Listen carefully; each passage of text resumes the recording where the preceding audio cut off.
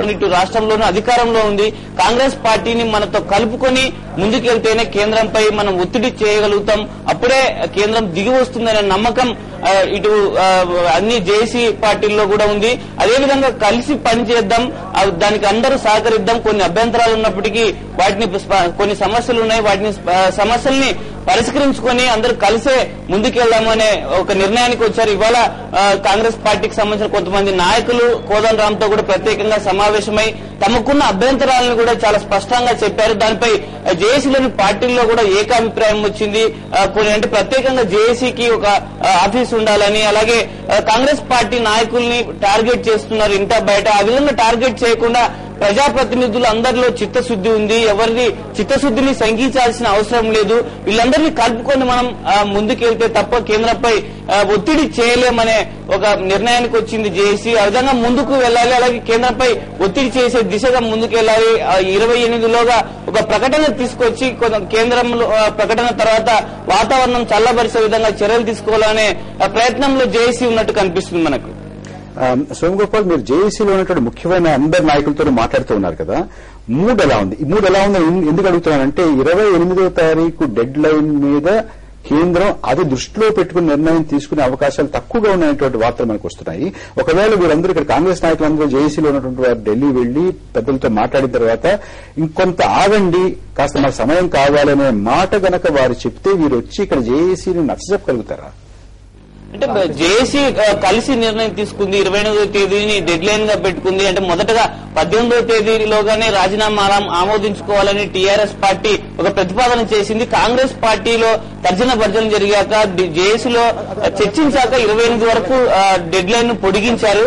Congress party కూడా రాజీనామాల విషయంలో రాజీనామాలు చేస్తేనే కేంద్రంపై ఒత్తిడి పెరుగుతుందనే ప్రతిపాదన కూడా కాంగ్రెస్ పార్టీ నాయకులు కూడా తీసుకొచ్చారు జేఏసీలో. ఇలాంటి తరుణంలో ఖచ్చితంగా డెడ్ లైన్ లోగా ఒక ప్రకటన గాని ఒక కమిటీని గాని వేయిస్తే ప్రజల్లో మన మీద నమ్మకం కలుగుతుంది కాంగ్రెస్ పార్టీ మీద అనే ఉద్దేశంతో కాంగ్రెస్ పార్టీ ప్రయత్నాలు మొదలుపెట్టింది. కాంగ్రెస్ ఎంపీలు ఢిల్లీకి వెళ్లి నిన్న ఢిల్లీలో పెద్దలు కొంతమంది కలిసారు, పిసిసి ప్రెసిడెంట్ కూడా కలిసారు. అలాగే మళ్లీ మంత్రులు, ఎమ్మెల్యేలు, ఎంపీలు అందరూ కలిసి కూడా మళ్లీ ఢిల్లీ వెళ్తున్నారు. వీళ్ళంతా వెళ్లి ఖచ్చితంగా కాంగ్రెస్ అధిష్టానంపై ప్రజల్లో నమ్మకం కలిగే విధంగా ఒక ప్రకటన చేయించాలనే ఉద్దేశంతో వీళ్ళంతా ప్రెజర్ చేస్తున్నారు. ఆ విధంగా అంటే 1-2 రోజులు ఒకవేళ ప్రకటన చేస్తాం, అంతదాకా 1-2 రోజులు ఆగండి, ఒక వారం నాకు గడువు ఇవ్వండి అని ఒకవేళ కేంద్ర ప్రభుత్వమే కాంగ్రెస్ పార్టీని, కాంగ్రెస్ హైకమాండ్ రాష్ట్ర కాంగ్రెస్ ను కోరితే దానికి అనుగుణంగా జేఏసీలోని మిగతా పార్టీలను ఒప్పించడానికి కూడా కాంగ్రెస్ సిద్ధంగా ఉంది. కానీ ఎలాంటి ప్రకటన లేకుండా ఏమి చెప్పకుండా ఈ డెడ్ లైన్ ను పొడిగించడం మాత్రం సాధ్యం కాదు. మిగతా పార్టీలకు ఒత్తిడి కూడా జేఏసీలో ఉంది.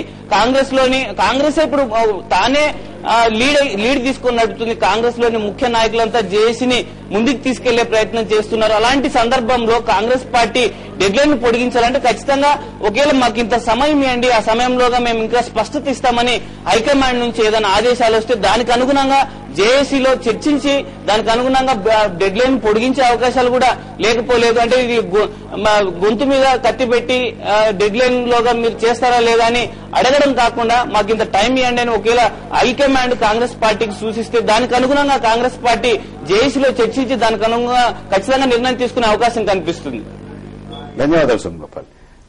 దామోదర్ రెడ్డి గారు, మీకేమనిపిస్తోంది?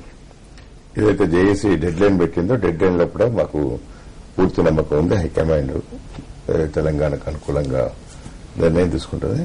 దాని తర్వాత ఒకవేళ డెడ్ లైన్ లో కూడా కోఆర్డినేట్ అయితే జేఏసీ నిర్ణయం ప్రకారం మేము ఇక్కడ ఉండబడిన కాంగ్రెస్ శాసనసభ్యులు పోవాల్సి వస్తుంది. ఓకే, ఇంకొక విషయం మీద కూడా మనం దృష్టి సారిద్దాం. మొన్న సిఐఏ పార్ట్నర్షిప్ సమ్మిట్ చాలా ముఖ్యమైనటువంటి సమ్మిట్, అది హైదరాబాద్ నుంచి చెన్నై విడిపోయింది. ఇవాళ మనకు వచ్చేటువంటి వార్త ఏమిటంటే ఐపీఎల్ అది కూడా ఇక్కడి నుంచి తరలిపోయింది అని అంటున్నారు. అంటే ఉన్నటువంటి శాంతి భద్రతల పరిస్థితి కానీ, ఉద్యమం పరిస్థితి కానీ, ఇది నెమ్మదిగా హైదరాబాద్ మీద మసకబారుతున్నట్టుగా, నీళ్లు కమ్ముతున్నట్టుగా మనకి వార్తలు వస్తున్నాయి. ఎలా ఉంటుంది ప్రభావం? చూడండి ప్రభాకర్, ఇవన్నీ తాత్కాలికంగానే. తెలంగాణ అయిన తర్వాత పూర్తి రక్షణ ఉంటుంది. ఇప్పుడు కూడా వాళ్ళు చేసుకోవచ్చు, ఆందోళనకారులు వారిని ఏమనరు. కానీ మరి వారు కొన్ని భయాలు ఉండొచ్చు, ఆ భయాలు తొలగించుకోవాల్సిన అవసరం ఉండే. కాలక్రమం వాళ్ళ విధంగా చేంజ్ చేసుకోవాల్సిన అవసరం లేదు. ఇవన్నీ తాత్కాలికంగా తప్ప పర్మనెంట్ గా తెలంగాణ వచ్చిన తర్వాత వారికే కాదు ఇక్కడ ఉండే ఇండస్ట్రీస్ కానీ ఇతర పరిశ్రమలు కానీ అన్ని కూడా బాగా నడుస్తాయి. సినీ పరిశ్రమ సంకేతాలు కాదు, అన్ని ఆందోళన కలిగించే సంకేతాలు మీరంటున్నారు.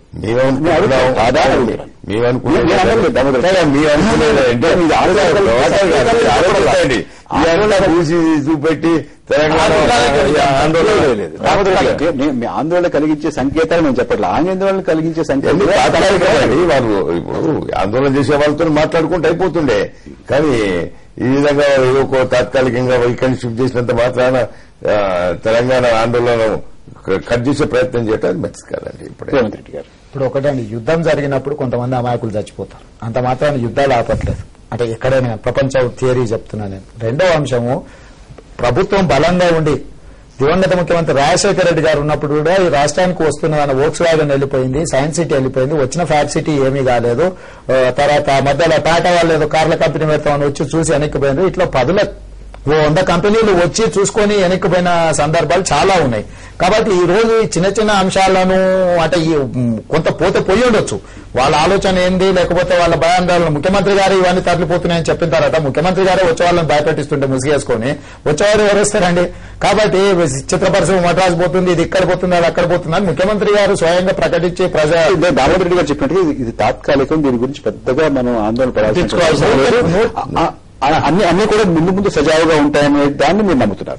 200% నమ్ముతున్నా అండి. ఇవన్నీ తాత్కాలికమైన, ఇవి కూడా ప్రభుత్వంలో ఉన్న కొద్ది మంది వ్యక్తులు భయపెట్టడం వల్ల ఇలాంటివి జరుగుతున్నాయి. లేకపోతే ఇవి కూడా జరగాల్సిన సందర్భంగా జరగవు. ప్రభుత్వంలో ఉన్న పెద్దలే ఆ రకంగా మాట్లాడే రకాలు నిజంగా వాస్తవంగా మాట్లాడడం జరుగుతుందేమో భయాందోళనకు కూడా వెనక్కిపోయినారు తప్ప వాస్తవంగా వాళ్ళు ఇక్కడికి వచ్చే పరిస్థితులను చూసి వెనక్కిపోయిన వాళ్ళు కాదు. కాబట్టి ఈ రోజు సినిమా ఇండస్ట్రీ గురించి మాట్లాడినారు. సినిమా ఇండస్ట్రీ వాళ్ళు అందరూ వచ్చి చెప్పిన మేము ఎక్కడికి వెళ్తామండి, మేము ఉండేదే ఇక్కడ, ఆయన అట్లా మాట్లాడతాడేనని మాట్లాడిన వాళ్ళ మీద వాళ్ళు మాట్లాడిన సందర్భం ఉంది. కాబట్టి ఇది మాత్రం ఎవరికి ఇబ్బంది జరగదు. దీనివల్ల ఖచ్చితంగా చాలా దారుణంగా ఇబ్బంది జరిగే అవకాశం ఉంది.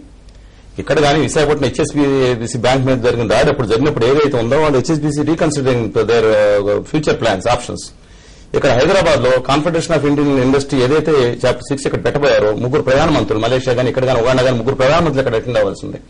అనేక దేశాల నుంచి దాదాపు 23,000 అంటే దాంట్లో 50% మెటీరియల్ నేను ఇంతకుముందు అంటే 12-13,000 అయింది. 30,000 కోట్లు వస్తాయని చెప్తే 3,000 కోట్లు, 3,000 కోట్లకు కూడా ఎస్ఈజెడ్ల పేరు మీద భూములు తప్ప ఇన్వెస్ట్మెంట్స్ ఏం పెట్టాలి, భూములు రాసుకొని పోయిండ్రు.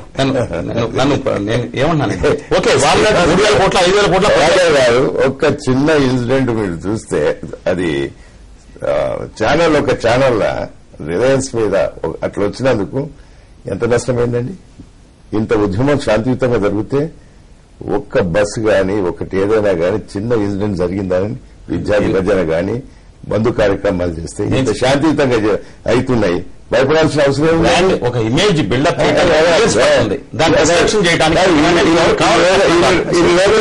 హైదరాబాద్ బ్రాండ్ ఇమేజ్ మీద ప్రతికూల ప్రభావం రాష్ట్ర ప్రభుత్వం.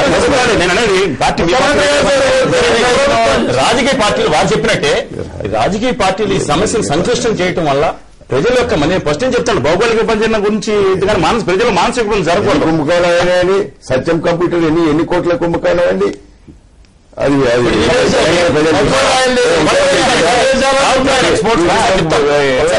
ఒక్క నిమిషం సార్, ఒక్క నిమిషం. ఏమవుతుందంటే దానికి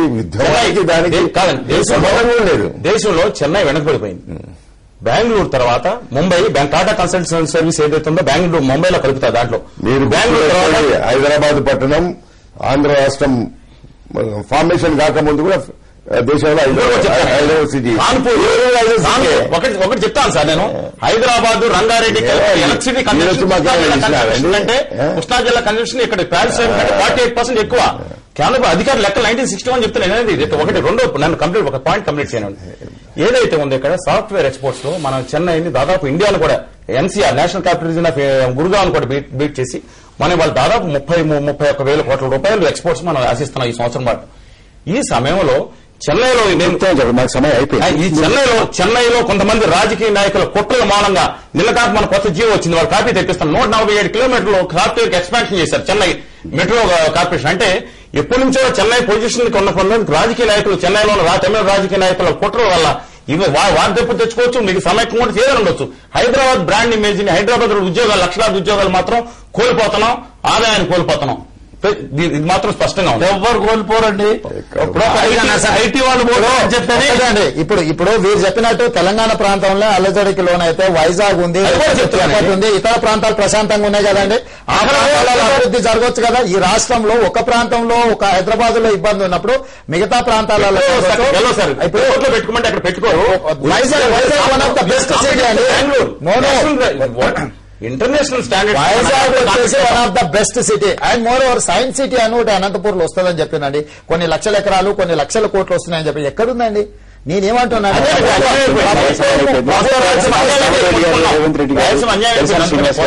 రెడ్డి గారు మీ విలువైన సమయాన్ని ఇక్కడికి వచ్చి మాతో చర్చలో పాల్గొన్నందుకు ధన్యవాదాలు. Thank you. నమస్తే ఆంధ్రప్రదేశ్.